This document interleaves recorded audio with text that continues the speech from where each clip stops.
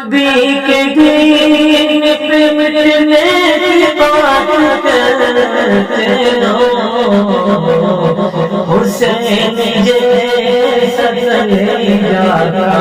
أعوذ بالله من الشيطان الرجيم، بسم الله الرحمن الرحيم. واذكر أخا عاد إذ أنذر قومه بالأحقاف وقد خلت النذر من بين يديه ومن خلفه ألا تعبدوا إلا الله إني أخاف عليكم عذاب يوم عظيم. قالوا أجئتنا لتأفكنا عن آلهتنا فأتنا بما تعدنا إن كنت من الصادقين. قال إنما العلم عند الله وأبلغكم ما أرسلت به ولكني أراكم قوما تجهلون. فلما رأوه عارضا مستقبل أوديتهم قالوا هذا عارض ممطرنا بل هو ما استعجلتم به ريح فيها عذاب أليم. واذكر أخا عاد، اور تذکرہ کیجئے قوم عاد کے بھائی ہود علیہ السلام کا، جو قوم عاد کی طرف نبی بنا کر بھیجے گئے تھے. اذ انذر قومه بالاحقاف وقد خلت النذر من بين يديه ومن خلفه. جب حضرت ہود علیہ السلام نے اپنی قوم، جس کا نام عاد تھا، اپنی قوم کو ڈرایا، جو مقام احقاف میں رہتی تھی، اور ان سے پہلے اور ان کے بعد بہت سارے ڈرانے والے پیغمبر عذاب سے ڈرا کر اور جنت کی خوشخبری دے کر گزر چکے ہیں. اللہ تعبدوا الا اللہ، انہوں نے شرک سے ڈرایا کہ کسی بت کی عبادت نہ کرو، صرف اللہ کی عبادت کرو. انی اخاف علیکم عذاب یوم عظیم، اگر تم بتوں کی عبادت کرتے رہو گے، شرک نہیں چھوڑو گے، تو بے شک میں تمہارے سلسلے میں ڈرتا ہوں سخت دن کے عذاب کا، کہ اللہ کا عذاب دنیا ہی میں نہ آ جائے اور آخرت میں تو یقینی ہے. قالوا اجئتنا لتأفكنا عن آلهتنا، قوم عاد نے کہا کیا آپ ہمارے پاس ہمارے معاشرے میں اس لیے آئے ہیں کہ آپ ہم کو ہمارے بتوں سے، ہمارے معبودوں سے روک دیں کہ ہم ان کی عبادت نہ کریں؟ یہ بات غلط ہے، ہم اپنے معبودوں کی عبادت پر جمے رہیں گے. فَأْتِنَا بِمَا تَعِدُنَا إِن كُنتَ مِنَ الصَّادِقِينَ. آپ کہتے ہیں بتوں کی عبادت کرو گے تو عذاب آ جائے گا، لہذا ہمارے پاس عذاب لے آؤ جس کا آپ ہم سے وعدہ کرتے ہو، اگر آپ بڑے سچے ہو. قال انما العلم عند اللہ، قوم عاد سے پیغمبر خدا حضرت ہود علیہ السلام نے کہا کہ عذاب آنے کا علم تو مجھے نہیں، اللہ کے پاس ہے. اللہ جب چاہے عذاب بھیجے گا. لیکن تمہارے شرک اور کفر پر عذاب آ کر رہے گا. وَأُبَلِّغُكُم مَّا أُرْسِلْتُ بِهِ، اور میں تم کو تبلیغ کر کے وہ سب باتیں بتلا دے رہا ہوں جن کو دے کر مجھے بھیجا گیا ہے کہ ایک اللہ کو مانو، مجھے پیغمبر مانو، اور مرنے کے بعد تمہیں حساب دینا ہے اسے مانو. وَلَكِنِّي أَرَاكُمْ قَوْمًا تَجْهَلُونَ، لیکن تم ایک بات بھی نہیں مان رہے ہو، اس لیے میں تم کو دیکھ رہا ہوں کہ تم نادانی اور جہالت میں پڑی ہوئی قوم ہو، نادانی کی باتیں کرنے والے لوگ ہو.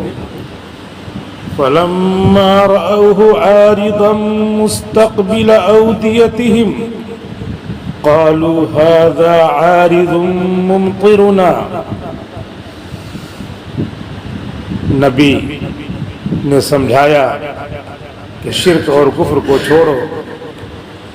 ایک عرصہ گزر گیا، اللہ کی ناراضگی کی وجہ سے اللہ کا عذاب آنے کا وقت ہو گیا.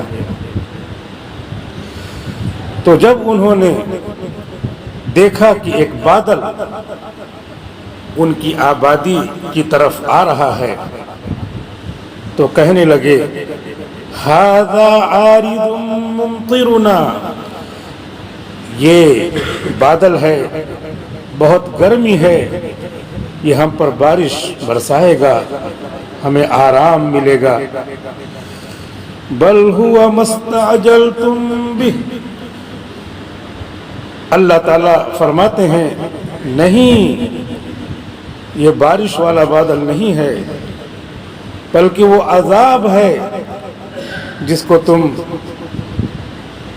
جلدی مانگ رہے تھے کہ عذاب جلدی لاؤ.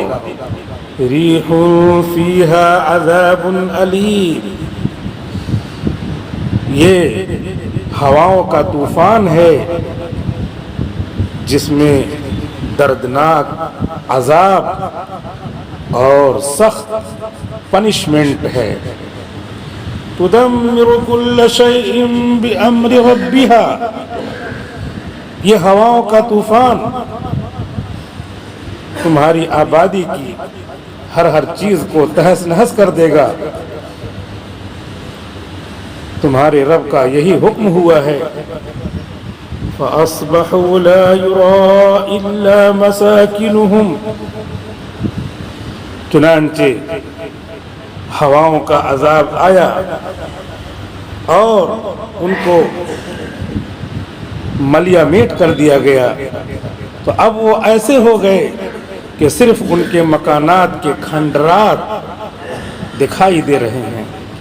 كَذَلِكَ نَجْزِي الْقَوْمَ الْمُجْرِمِينَ، ہم اسی طرح شرک و کفر کر کے جرم کرنے والے لوگوں کو بدلہ دیتے ہیں.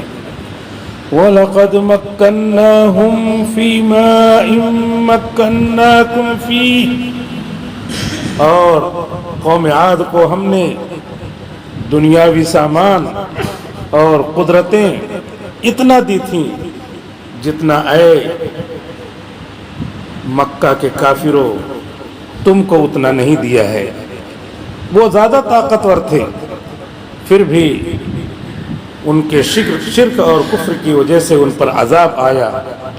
وَجَعَلْنَا لَهُمْ سَمْعًا وَأَبْصَارًا وَأَفْئِدَةً، ہم نے ان کے لیے بھی کان بنائے تھے جس سے اچھی باتیں سنتے، آنکھ بنائی تھی جس سے اچھی باتیں دیکھتے. وَأَفْئِدَةً فَمَا أَغْنَى عَنْهُمْ سَمْعُهُمْ وَلَا أَبْصَارُهُمْ وَلَا أَفْئِدَتُهُمْ مِنْ شَيْءٍ، اور دل بنائے تھے جس کی مدد سے صحیح بات سمجھتے، لیکن انہوں نے کان، آنکھ اور دل اس سے کام نہیں لیا. لہذا ان کے کانوں نے ان کو کچھ فائدہ نہ دیا، کان ہوتے ہوئے بھی صحیح بات پہ عمل نہیں کیا، ان کی آنکھوں نے ان کو کچھ فائدہ نہ دیا کہ دیکھ کر صحیح راستے پر نہ چلے، اور ان کے دل نے کوئی سمجھ کی بات نہیں ان کو بتلائی کہ سمجھ کر ایک اللہ کو مانتے۔ اِذْ كَانُوا يَجْحَدُونَ بِآيَاتِ اللَّهِ، کیونکہ وہ اللہ کی آیتوں، اللہ کے حکموں کا صاف صاف انکار کر رہے تھے۔ وَحَاقَ بِهِم مَّا كَانُوا بِهِ يَسْتَهْزِئُونَ، اور اس عذاب نے ان کو آ گھیرا جس عذاب کا وہ مذاق اڑاتے تھے۔ سورۃ الاحقاف کی تفسیر چل رہی ہے، 26واں پارہ ہے، اور 2 رکوع مکمل ہو چکے ہیں۔ آج تیسرا رکوع پڑھا گیا ہے۔ تیسرے رکوع میں اللہ رب العزت نے قوم عاد کا ذکر کیا ہے۔ قوم عاد جن کے پاس اللہ کے پیغمبر حضرت ہود علیہ السلام بھیجے گئے تھے۔ قوم عاد بڑے ساز و سامان والی تھی، بڑے لمبے تڑنگے تھے، یہ لوگ بڑے طاقتور تھے، ان کو اپنی طاقت پہ بڑا ناز تھا، لیکن وہ ایک اللہ کو نہیں مانتے تھے، بلکہ بہت سارے خدا مانتے تھے۔ ایک خدا کو چھوڑ کر بہت سارے خداؤں کو ماننا یہی شرک کہلاتا ہے۔ اکیلے اللہ نے آسمان بنایا ہے تو کہنا کہ یہ بت نے اللہ کے ساتھ مل کے آسمان بنایا ہے، اس کو کہیں گے شرک، پارٹنرشپ، شیئر، یہ بھی سازی ہے، شریک ہیں۔ اللہ تعالیٰ صاف صاف سمجھاتے ہیں کہ یہ تمہاری بات نہیں سنتے، تمہارے پاس بلانے سے نہیں آتے، تم کچھ بولتے ہو تو ان کے کان نہیں ہے کہ سنیں، آنکھ نہیں ہے کہ دیکھیں، لیکن تم عجیب ضدی ہو۔ اگر ہم نے یہ کہہ دیا کہ تمہارے اس بت کی آنکھ نہیں ہے تو کہتے آنکھ تو ہے۔ ارے تمہاری طرح آنکھ نہیں ہے تو تمہاری طرح آنکھ، بس ضد پر دنیا چل رہی ہے۔ ہم جو چاہیں گے وہ ہوگا اور ہم جو نہیں چاہیں گے وہ نہیں ہوگا۔ تو پہلے بھی ایسے تھا اور اللہ نے انہی ضدی لوگوں پر عذاب نازل کیا۔ آج بھی ایسا ہو رہا ہے، ضد میں لوگ پڑے ہوئے ہیں۔ مسلمان کا نام آ جائے بس ہم آپ کے خلاف ہیں، اور غیر مسلم کا نام آ جائے آپ ہمارے بھائی ہیں، ہم سے غلطی ہو گئی۔ ابھی یو پی میں فسادات کا بازار گرم ہے۔ بہرائچ میں ایک شو روم کو لوگوں نے جلا دیا، خاکستر کر دیا، جلا کر راکھ کر دیا۔ وہ پورا جو شو روم تھا کرائے کا تھا، اور وہ جو مکان تھا وہ سعید نامی ایک شخص کا تھا۔ سعید مسلمان کا نام ہوتا ہے۔ بھیڑ آئی، جلا دیا۔ اس میں 2 ویلر کا شو روم تھا، 60 70 80 گاڑیاں پوری نئی نئی تھی، پرانی بھی گاڑیاں آتی ہیں، سب کو جلا دیا کیونکہ سعید کا ہے۔ بعد میں پتہ چلا کہ وہ سعید کا مکان تھا کرائے پر، اور شکلا نامی شخص کا وہ شو روم تھا۔ اس سے پوچھا گیا کہ تمہارا کیوں جلایا تمہارے بھائیوں نے؟ تو وہ خود بتا رہا ہے کہ اصل میں موقع پہ نہیں تھا اور لوگوں نے سعید سمجھ کر کے جلا دیا، ورنہ اگر میں موقع پہ موجود رہتا تو مجھے دیکھتے میں نے ٹیکا لگایا، میری علامت دیکھتے کہ میں غیر مسلم ہوں تو نہ جلاتے۔ تو آج بھی اسلام سے اور مسلمانوں کے نام سے دشمنی اور ضد ہے۔ سب کچھ جانتے ہوئے بھی نہیں جانتے، IAS آفیسر ہو جاتے ہیں، لیکن وہ اسی نہ بولنے والی، نہ سننے والی اور نہ سمجھنے والی، نہ دیکھنے والی پتھر کی مورتی کے سامنے سر نیاز جھکاتے ہیں، نہیں سمجھتے، ہر جگہ اپنی عقل لگا کر کے بڑی بڑی عقل مندی کی باتیں کرتے ہیں، IAS آفیسر ہیں، ہر کوسچن کا آنسر ان کے پاس موجود ہے، لیکن یہاں پر آ کر کے فیل ہو جاتے ہیں کہ یہ تو بول رہا ہے، سن رہا ہے، دیکھ رہا ہے، یہ اسٹیچو ہے، اس کو آپ نے بنایا ہے، اور یہ بھی عجیب ہے، یہ اپنے خدا کے اندر خود ہی جان ڈالتے ہیں، جان ڈالنے کی تقریب کرتے ہیں، لیکن یہ فیکٹ بتاؤ، حقیقت بتاؤ تو لڑائی جھگڑا کریں گے، آپ نے یہ کیوں بتا دیا، آپ نے یہ کیوں کہہ دیا، آپ کہہ نہیں سکتے۔ تو اس وجہ سے اسلام نام ہی ہے اللہ کے مخالفین سے الگ ہو جاؤ، لکم دینکم ولی دین، تمہارے لیے تمہارا دین ہے، ہمارے لیے ہمارا دین ہے، ہم کسی کو تکلیف نہیں پہنچاتے، کسی کے ساتھ برا نہیں چاہتے، ہم تو ہمیشہ کی اچھی رہائش جو فار ایور پیراڈائز ہے، ہمیشہ کے لیے جنت ہے، وہ چاہتے ہیں، لیکن آدمی اپنی سمجھ سے یہ سوچ رہا ہے کہ یہ ہمارے خلاف، ہم چاہتے ہیں کہ ان کو دعا کر کے، دعا کر کے، محنت کر کے ہمیشہ کا گھر اس کو دلا دیں، اور اس پر ہمیں پیسہ بھی نہیں چاہیے، ان اجری الا علی اللہ، ہمارا اجر اللہ پر ہے، اللہ سے ہم کو اجر لینا ہے۔ یہاں ایک آدمی کو ڈاکٹر سے مشورہ لینا ہے تو 1 گھنٹہ، آدھا گھنٹہ، 15 منٹ جتنا مشورہ وہ دے گا اس کے حساب سے اس کی 4000، 2000، 1500 فیس ہوگی۔ بدن ٹھیک کرنے کے لیے، جو بدن سڑ جائے گا، خراب ہو جائے گا، فانی ہے بدن، پوری دنیا دیکھ رہی ہے کہ بدن فانی ہے، اس کو باقی رکھنے کے لیے، سجیشن لینے کے لیے، مشورے کے لیے 5000، 10000، 1000، 2000 فیس لی جاتی ہے، اور نبی مشورہ دیتا ہے کہ یہ تمہارا بدن ایسی جگہ پہنچاؤں گا جہاں ہمیشہ کا ٹھکانہ ہے، جہاں سے کوئی ہٹائے گا نہیں، نہ تم خود ہٹو گے، لا یبغون عنہا حولا، جنت سے کوئی ہٹنے کو نہیں چاہے گا، نہ اللہ تعالیٰ ہٹائیں گے، ہمیشہ کی، اور اس پر کوئی فیس نہیں، اس پر کوئی پیسہ نہیں، اس پر کوئی ڈیمانڈ نہیں، لیکن اس کے باوجود بھی لوگوں کی آنکھوں میں کفر نے، شیطان نے، نفس نے دھول جھونک رکھی ہے کہ دیکھتے ہیں لیکن نہیں دیکھتے، سمجھتے ہیں لیکن نہیں سمجھتے، سنتے ہیں لیکن نہیں سنتے۔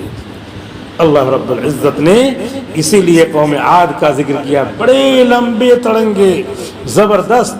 ہود علیہ السلام نے ان کو کہا کہ تم اتنے لمبے تڑنگے ہو، تم اپنے سے زیادہ لمبے تڑنگے کے سامنے سر جھکاؤ نا، تم یہ بتوں کو بنا رکھے ہو، اسٹیچوز کو تم نے خود اپنے ہاتھوں سے بنایا ہے، اور اس کے سامنے تم سر نیاز جھکاتے ہو، اس کو خود جھکنا چاہیے، وہ تمہارے تابع ہے۔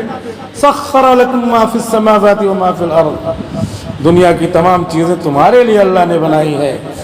اب ربادو مہو خورشید و فلک در کارند تا تو نانے بکفاری و بغفلت نخوری، یہ بادل، یہ ہوائیں، یہ سورج، یہ چاند، یہ ستارے، یہ سیارے، سب تمہارے کام کے لیے۔ بادل ہے، تمہارے کھیت میں برستا ہے، پانی آتا ہے، اس کے کھیتیاں لہلہا اٹھتی ہیں، ہوائیں چلتی ہیں، ہواؤں سے غلے میں، اس کے پکنے میں، سوکھنے میں مدد ہوتی ہے، تم سانس لیتے ہو، تمہاری زندگی باقی رہتی ہے۔ سورج ہے، اس سے تمہاری کھیتیاں پکتی ہیں، چاند ہے، اس سے پھلوں میں مٹھاس آتی ہے، سب تمہارے لیے بنایا، اور اس کے بعد تم خود اسی کو خدا مان رہے ہو۔ سورج کے سامنے اپنا ہاتھ جوڑتے ہو، چاند کے سامنے اپنا ہاتھ جوڑتے ہو، ہواؤں کے سامنے اپنا ہاتھ جوڑتے ہو، اور پانی کے سامنے اپنا ہاتھ جوڑتے ہو۔ 33 کروڑ معبود تم نے بنا رکھے ہیں، اور جو معبود ہے جس نے سب کو بنایا اس کو چھوڑ رکھا ہے۔ اللہ تعالیٰ نے قوم عاد کا ذکر کیا کہ انہوں نے بہت سارے معبود بنا رکھے تھے۔ ہود علیہ السلام نے سمجھایا کہ تم سمجھو بات اور شرک و کفر کو چھوڑو، تو الٹے کیا کہتے ہیں؟ اجیتنا لتافکنا عن آلہتنا، آپ اس لیے آئے ہیں کیا تاکہ ہم کو ہمارے معبودوں سے ہٹائیں؟ ہم نہیں ہٹنے والے، ہم اس پر جمنے والے ہیں، ہم اسی پر جمے رہیں گے۔ جیسے ہمارے بہت سارے بھائی ایسے ہیں جو ایمان والے بھی ہیں، لیکن اگر ان کو نماز کی دعوت دی جائے تو کہیں گے ہم اس سے ہٹنے والے نہیں۔ ان کو اسلام کی، ایمان کی دعوت دی جائے تو اس سے ہٹنے والے نہیں۔ ان کو قرآن صحیح کرایا جائے، ٹائم دینے والے نہیں۔ ان کی نماز صحیح کرائی جائے، ٹائم دینے والے نہیں ہیں۔ ان کی نماز کے بارے میں صحیح بتایا جائے تو ٹائم دینے والے نہیں ہیں۔ لباس بہت سارا ایسا پہنتے ہیں کہ بالکل بدن پر چست بیٹھتا ہے۔ فقہ کی کتابوں میں لکھا ہوا ہے کہ ایسا لباس جس سے بدن کی ساخت نظر آئے اس میں نماز پڑھنا مکروہ ہے، ممنوع ہے۔ تو اب ان سب چیزوں کا خیال نہ کر کے کتنے لوگ ہیں ایسا پینٹ پہنتے ہیں کہ جب سجدے میں جاتے ہیں تو ناف کے نیچے سے لے کے گھٹنے تک نظر نہیں آنا چاہیے۔ اوپر اگر نظر آ جائے تو نماز ہو جاتی ہے، لیکن ناف سے لے کے گھٹنے تک، ناف کے نیچے سے، ناف سطر میں داخل نہیں ہے لیکن گھٹنا سطر میں داخل ہے۔ تو کتنے تو ایسے ہیں کہ وہ پینٹ پہنتے ہیں جس میں 21 جگہ پھٹا رہتا ہے، گن کر کے گنتے ہیں 21 ہے کہ نہیں تبھی خریدیں گے ورنہ نہیں خریدیں گے۔ تو اس میں یہاں اگر پھٹا ہے تو ایسے ہے جیسے روزہ ہم نے رکھا صبح سے لے کے شام تک اور بیچ میں 1 منٹ کے لیے پانی پی لیا، تو 1 منٹ کے پانی پیا ہم کہ بقیہ اور منٹ میں تو ہم روزہ رکھے۔ تو یہ ایسے ہے جیسے تھوڑا سا یہ کھلا ہے تو نماز نہیں ہوگی، وہ 1 منٹ کے لیے بھی اگر نماز میں وہ حصہ کھلا ہوا ہے تو نماز نہیں ہوگی، کیونکہ اتنا تو معافی نہیں ہے بالکل۔ یہ ہر وقت نماز کی حالت میں اور نماز کے علاوہ میں اس کا چھپا رہنا ضروری ہے۔ لیکن ایسا پینٹ چلا ہوا ہے، ان کو بتایا جائے تو پھر سب چیزوں کا اہتمام ہو جاتا ہے۔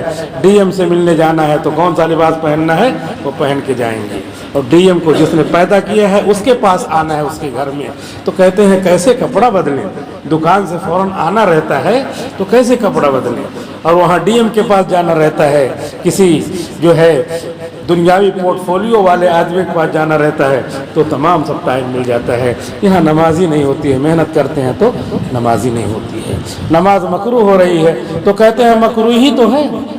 بتائیے اگر اپنا سامان بیچنا ہو 50 روپے نفع اس میں ہے اور دوسری جگہ آگے جا کر کے 100 روپیہ نفع ہے تو کہہ رہے تھوڑا آگے چل کر کے بیچو 100 روپیہ نفع ہے، اور یہاں نماز پڑھنے آتے ہیں اور نماز پڑھنے میں کیا ہے تھوڑا ثواب کم ملے گا، مکروہ ہوگا تو چلے گا، اور آخرت میں جب سب کو اجر و ثواب ملے گا تو اس وقت افسوس ہوگا کہ کاش کہ میں اچھے اعمال کر کے آیا ہوتا۔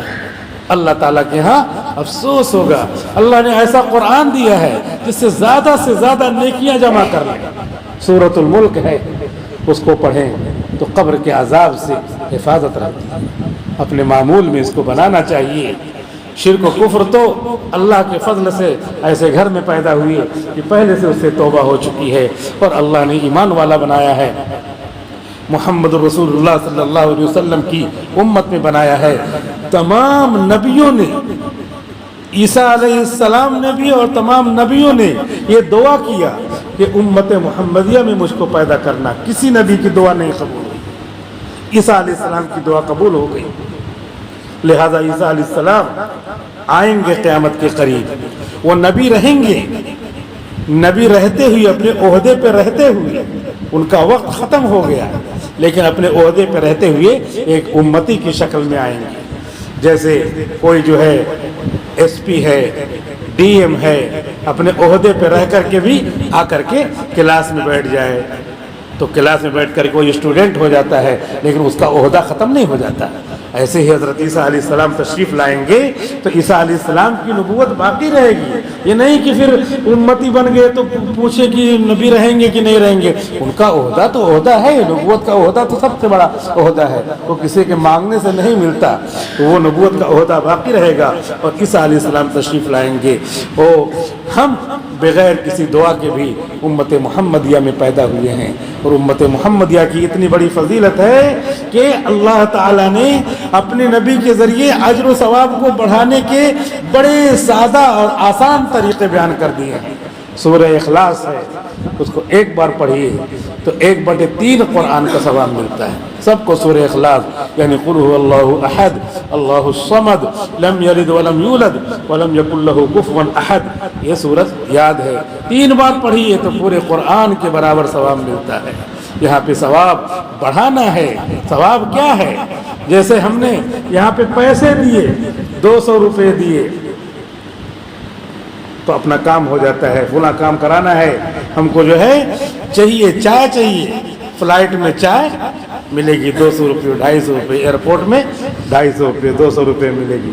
تو آپ کو پیسہ دیا چائے لیجیے, اور اس کے بعد مر گئے تو وہاں پہ رتن ٹاٹا کی طرح بہت سارے پیسے رکھوا لیجیے. فرشتے آئیں گے, یہ کہہ دیجیے 1000 روپے لے لو, تھوڑا سا جنت سے پیسہ, جنت سے پانی منگوا دو. نہیں, وہ پیسہ نہیں چلے گا. قل هو اللہ احد اللہ الصمد لم یلد ولم یولد ولم یکن لہ کفوا احد کا پیسہ چلے گا وہاں, وہ دیجئے, فوراً جنت سے کھڑکی کھل جائے گی جنت کی, وہاں سے ہوا آئے گی, اور کیا چاہیے, جو چاہیے وہ آئے گا.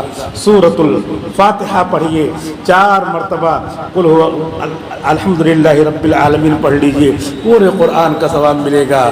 امریکہ میں اپنا پیسہ دیجئے, نہیں چلے گا, وہاں پہ ڈالر چلے گا. قبر میں جائیے, یہ پیسہ نہیں چلے گا. زیادہ سا پیسہ رکھوا لیجئے, اپنی بلڈنگوں میں جو اچھی اچھی چیزیں رکھوا لیجئے, دے کر کے فرشتے کو لے لیجئے گا, آرام نہیں ملے گا. وہاں کا روپیہ پیسہ کیا ہے؟ یہ نیکیاں ہیں, اس کا نام نیکیاں ہو جاتا ہے وہاں جاتے ہوئے. جیسے امریکہ میں جا کے ڈالر ہو جاتا ہے اس کا نام, سعودی میں جا کے ریال ہو جاتا ہے اس کا نام, یورپ میں جا کر کے یورو ہو جاتا ہے اس کا نام, اور موبائل میں اس کا نام ہو جاتا ہے کرپٹو کرنسی, جس کا الگ سے کوئی وجود نہیں ہے. تو الگ الگ جگہوں پہ اس کا نام ہو جاتا ہے.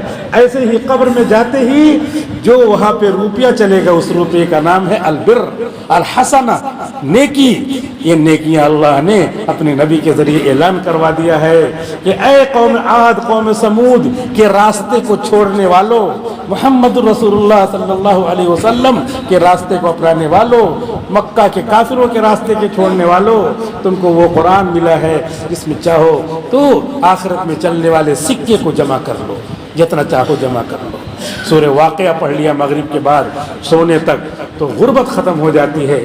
ہر آدمی غربت کا مارا ہے, چلاتا ہے, غریب ہے, فقیر ہے, پیسے نہیں ہیں, فلاں ضرورت پوری نہیں ہو رہی ہے, یہاں سے پیسے لوٹ کھسوٹ کرو, یہاں سے جمع کرو, یہاں سے جمع کرو. شیئر مارکیٹ میں کوئی بھی شیئر خرید لیتے ہیں, اس میں جو ہے سودی کام ہوتا ہے, اس میں خنزیر کا کاروبار ہوتا ہے, شراب کا کاروبار ہوتا ہے. بس پیسے آنے چاہیے, آ رہے ہیں پیسے, آ رہے ہیں پیسے, آ رہے ہیں پیسے. حالانکہ اس کو دیکھنا چاہیے کہ اللہ کے رسول نے بتایا سورہ واقعہ پڑھو تو تمہاری غربت ختم ہوگی. پیسے میں دیتا ہوں, ان اللہ یبسط الرزق لمن یشاء ویقدر, روزی اللہ کشادہ کرتا ہے, روزی اللہ تنگ کرتا ہے. اللہ اعلان کرتا ہے, نبی کو الصادق الامین مانتے ہیں, لیکن اس کے باوجود کیا ہے, ہمارا حال یہ ہے کہ ہم عملاً غلط جگہ سے روزی کماتے ہیں, غلط طریقے سے روزی کماتے ہیں, لوٹ کھسوٹ والی روزی کماتے ہیں. سورہ واقعہ پڑھ لیں, سورہ واقعہ سے یہ جو ہے اللہ تعالیٰ غربت ختم کرنے کا اعلان کر رہے ہیں. چوتھا کلمہ ہے, چوتھا کلمہ پڑھ لیں. اس کے بارے میں یہ ہے کہ چوتھا کلمہ پڑھیں گے, اگر ہر فرض نماز کے بعد چوتھا کلمہ پڑھ لیا ایک بار تو اللہ تعالیٰ تمام گناہوں کی معافی کا اعلان کرتے ہیں. اور چوتھے کلمے میں بدل کے تھوڑا سا ہے, لا الہ الا اللہ وحدہ لا شریک لہ احد الصمد لم یلد ولم یولد ولم یکن لہ کفوا احد, جسے آدھا سورہ اخلاص ہے اور چوتھا کلمہ آدھا ہے. اس کو پڑھ لیا تو حدیث شریف میں آتا 20 لاکھ نیکیاں ملتی ہیں. وہاں نیکیوں کی ضرورت ہوگی.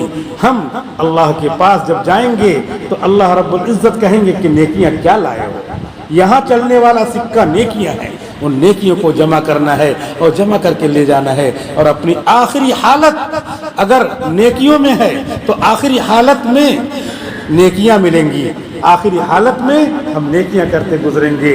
और अगर हम गलत काम करते हैं, बुरा काम करते हैं, खुदा बचाए, तो उसी हालत में अल्लाह ताला अपने यहाँ बुलाता है। लखनऊ में एक शायर थे,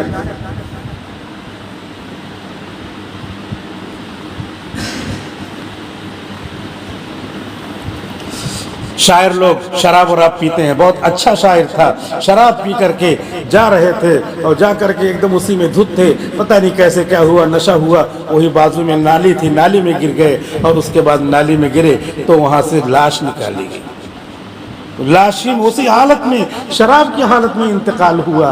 तो आदमी को क्या मालूम कि हम किस हालत में हैं, कब हमारी जान निकल जाए, कब अल्लाह ताला की तरफ से बुलावा आ जाए। इसलिए ज़रूरत इस बात की है कि हमारी ज़िंदगी ही अच्छे कामों में गुजरे। जिस हालत में ज़िंदगी गुजरती है अल्लाह ताला आखिरी वक्त उसी हालत में लाते हैं। इसलिए हमको चाहिए कि हम अल्लाह रब्बुल इज़्ज़त के बताए हुए जो तरीक़े हैं उस बताए हुए तरीक़े पर अपने आप को लाएं और हर रोज दीन की कोई ना कोई बात सीखते रहें, सीखते सीखते हम गुजरें। जैसे बहुत सारे मसाइल ऐसे हैं जो हम अगर सीखें तो हमारी नमाजों का सवाब बढ़ जाए, हमारी नेकियों का सवाब बढ़ जाए, और नहीं सीखा तो हमारी नेकियां भी कम हो जाएंगी और अफसोस भी रहेगा कि क्यों हमने ऐसा नहीं किया। मिसाल के तौर पर नमाज में बहुत सारे लोग ऐसे हैं कि कहा जाता है खुशू और खुजू से नमाज पढ़ो। तो खुशू और खुजू का मतलब ये होता है दिल में अल्लाह का डर हो और ऊपर तमाम आज़ा पुरसुकून हो। नमाज में नमाज ही का काम करना है, लेकिन पूरी नमाज में देखिए कोई कुछ खुजलाता है, कोई टोपी सही करता है, कोई दाढ़ी सही करता है, कोई जो है कपड़े सही करता है, कुछ भी करता रहता है, लेकिन मसला बहुत सख्त है। एक उज़्व ऐसे हम खड़े हैं, खड़े होने की हालत में हमने एक बार खुजला लिया तो ये अमल कलील हो गया। अमल कलील से नमाज मकरूह हो जाती है। अब उसके बाद दोबारा किया तो अमल कलील है, नमाज मकरूह हो जाती है। और उसके बाद से बारा खड़े खड़े हालत में हमने खुजला लिया तो ये 3 मरतबा अमल कलील अमल कसीर बन जाता है और नमाज फासिद हो जाती है, नमाज टूट जाती है, ख़त्म हो जाती है। कितने लोगों की नमाज ख़त्म हो जाती है, लेकिन या तो नहीं जानते हैं या जानते हैं फिर भी सोचते हैं कि कैसे ख़त्म होती है, नहीं ख़त्म होती। जैसे बहुत सारे लोग ये कहते हैं, एक साहब थे, उन्होंने कहा, उनसे बताया गया कि बगैर वज़ू की नमाज नहीं होती, तो उन्होंने कहा नहीं मैं तो 10 साल से पढ़ता हूँ, मेरी हो जाती है। तो हो जाना किसको कहते हैं? वो रुकू सजदा करने का नाम है नमाज हो जाना? नहीं, अल्लाह मानेगा तब उसका नाम है हो जाना, नहीं मानेगा तो नहीं होगी नमाज। जैसे कानपुर में एक मौलाना साहब थे, उनसे कहा गया कि आप निकाह पढ़ा दीजिए। कहा ठीक है पढ़ा देता हूँ। तो जब आए वहाँ तो पता चला कि बारात जो आई है तो उसमें लड़का जो है, जिस लड़की से उसका निकाह होना है, दोनों एक ही औरत का दूध पिए हुए हैं, यानी दोनों रिजाई भाई और बहन हैं। तो वो पूरे कानपुर में सबसे बड़े आलिम थे, लेकिन उन्होंने कहा कि मैं नहीं पढ़ाऊंगा, निकाह नहीं होगा। तो कहने लगे अरे मौलाना साहब पढ़ा दीजिए ना, पैसा हम और ज़्यादा दे देंगे, पढ़ा दीजिए। कहने लगी अरे पढ़ाने से क्या जब निकाह होगा ही नहीं। कहा अरे बहुत बेइज्जती होगी, बारात आ गई है, कुछ तो हमारा ख्याल कीजिए। तुम लोग समझते नहीं हो, निकाह होगा ही नहीं। और उसके बाद फिर उन्होंने नहीं पढ़ाया। फिर दूसरे जो है, एक जो है आम हाफिज जी को थोड़ा मोड़ा जानते थे, उनके पास गए और कहा कि वो बारात आई है, निकाह पढ़ाना है। वो कह रहे हैं कि एक माँ से एक औरत से दोनों ने दूध पिया है, तो कह रहे हैं, वो बड़े मौलाना कह रहे हैं कि निकाह नहीं होगा, तो आप पढ़ा दीजिए। तो कहा ठीक है मैं पढ़ा देता हूँ।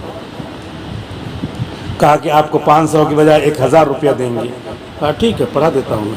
पढ़ा दिया, उन्होंने पढ़ा दिया। और उसके बाद फिर गांव वाले क्या कह रहे हैं बताओ, इतने बड़े मौलाना हैं, کہہ رہے ہیں کہ نکاح نہیں ہوگا. یہ دیکھو چھوٹے مولانا انہوں نے پڑھا دیا نکاح ہو گیا. اتنا نہیں سمجھتے ہیں نکاح نہیں ہوگا. دیکھو ان کے پڑھانے سے نکاح ہو گیا.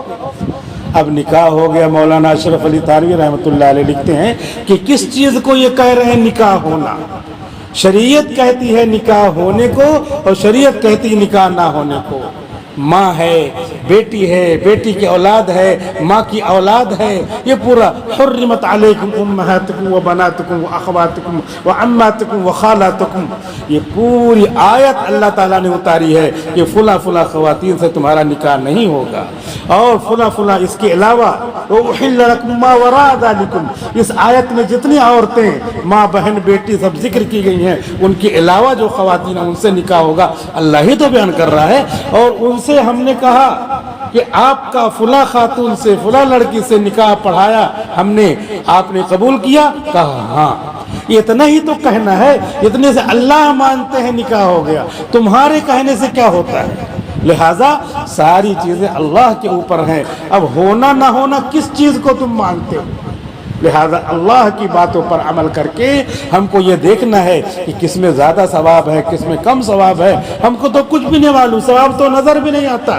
لیکن ایمان بالغیب اسی کو کہتے ہیں کہ بغیر دیکھے ہم نے اللہ کے رسول کو مانا، بغیر دیکھے ہم نے اللہ کو مانا، بغیر دیکھے اللہ اور رسول نے جن ثوابوں کا، جن اجر و ثواب کا وعدہ کیا ہے اس کو ہم نے مانا. لہذا اللہ رب العزت کہتے ہیں کہ اسی پر تم کو اجر و ثواب آخرت میں بھی ملے گا اور دنیا بھی تمہاری اچھی ہو جائے گی. اور جن چیزوں کا اللہ اس کے رسول کہیں ہو جاتی ہے انہی کو ہو جانا مانیں گے. اپنی طرف سے اپنی عقل سے نہیں کوئی چیز اس میں لگا سکتے. اور جن چیزوں کو کہے کہ نہیں ہوتی ہے اس کو نہیں ہونا مانیں گے. وضو ہم نے بنایا، قے ہو گئی، وضو ٹوٹ گیا.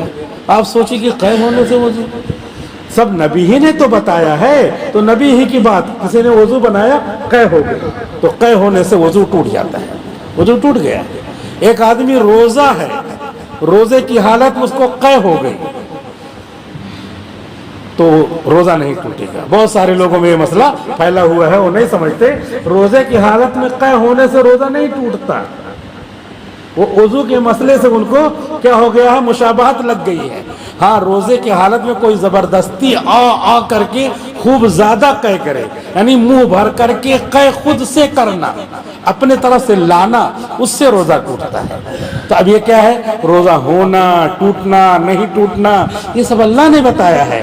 لہذا اللہ کے حکم کو فالو کرنا ہے اور ہمیں اس دنیا میں اللہ کے حکموں کے مطابق چل کر کے زیادہ سے زیادہ اجر و ثواب حاصل کرنا ہے، جو ہماری آخرت میں، ہماری قبر میں، ہماری جنت کے لیے، اللہ کی رضامندی کے لیے جو چیز چلے گی اس کو ہم کو لے کے جانا ہے. اللہ رب العزت ویسے کریم ہے، ایک نیکی پر بہت ساری نیکیاں دے دیتا ہے.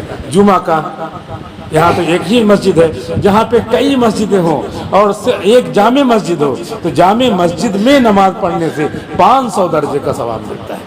جگہ کے بدلنے کی وجہ سے یہی نماز پڑھے جا کر کے مسجد اقصیٰ میں تو 1000 یا 50,000 کے برابر ثواب ملتا ہے. مسجد حرام میں پڑھیں، مکہ میں پڑھیں تو 1,00,000 کے برابر ثواب ملتا ہے. اللہ رب العزت دینا چاہتے ہیں، لینے کا موقع ہے. زیادہ سے زیادہ نیکیاں جمع کریں تاکہ آنکھ بند ہوتے ہی اللہ رب العزت ہم کو وہاں چلنے والے سکوں کے ذریعے ہمیں وہ جنت دے دے جس کے بارے میں اللہ تعالیٰ نے کہا ہے ان اللہ اشترى من المؤمنین انفسهم واموالهم بان لهم الجنہ. اللہ نے ہماری جان کو، ہمارے مال کو لے لیا ہے اور اس کے بدلے میں جنت دیا ہے. لہذا یہ ہماری جان اللہ کی ہے، ہمارا مال اللہ کا ہے، اس کے بدلے میں اللہ جنت ہم کو دے رہے ہیں. پھر بھی اللہ نے کہا میرا ہے، پھر بھی تم ہی استعمال کرو. دیکھو عجیب و غریب ہے، یہ جان اللہ نے ہم کو دے کے کہا ہے کہ میری ہے، میں نے خرید لیا ہے جنت کے بدلے میں، اس کے باوجود بھی میں نے کہا تم استعمال کرو. ہم استعمال کر رہے ہیں اور اس کے بعد پھر ہم کو جنت بھی چاہیے. اللہ کا فضل بہت ہے. ذالک فضل اللہ یؤتیہ من یشاء، یہ اللہ کا فضل ہے، جس کو اللہ تعالیٰ دینا چاہے دے دیتا ہے. اہل ایمان کو اللہ نے دیا ہے.